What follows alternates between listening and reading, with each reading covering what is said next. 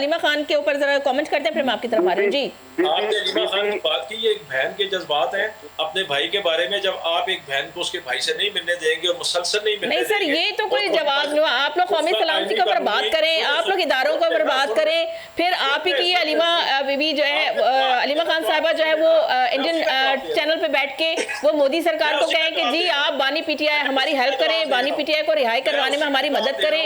फिर वो ये कहती है कि जी इंडियन गवर्नमेंट वो कहती है कि मौका ना दें। सना अबू साहब ऐसे नहीं हो सकता। आपने सवाल किया, मेरे से जवाब लें।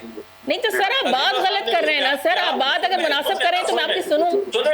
सुने आप मेरा जवाब ना पसंद आए तो ये गलत बात है, लेकिन आप मेरा जवाब देने से मुझे कैसे रोक सकती है? नहीं सर, आपको जवाब देने से नहीं रोक रहे, आप जवाब दें, लेकिन मैं आपकी बात कह रही हूँ। आप कह रहे हैं कि जी बहन के जज्बात हैं, तो सर वो बहन के जज्बात मुल्क के अगेंस्ट कैसे जा सकते हैं, मुल्क की सालिमत के अगेंस्ट कैसे जा सकते हैं? बिल्कुल ये मुल्क के अगेंस्ट नहीं है, ये बिल्कुल मुल्क के अगेंस्ट नहीं है।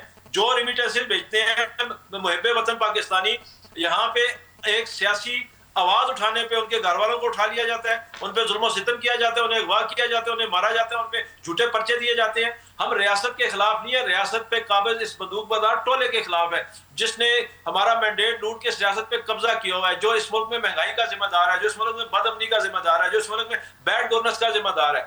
हम इनके खिलाफ अगर कोई बात करें, हुकूमत के खिलाफ कोई बात करें, तो रियासत के खिलाफ बात कभी भी नहीं होती। आप रियासत और हुकूमत को अलहदा करें, आप हुकूमत को रियासत ना करार दें।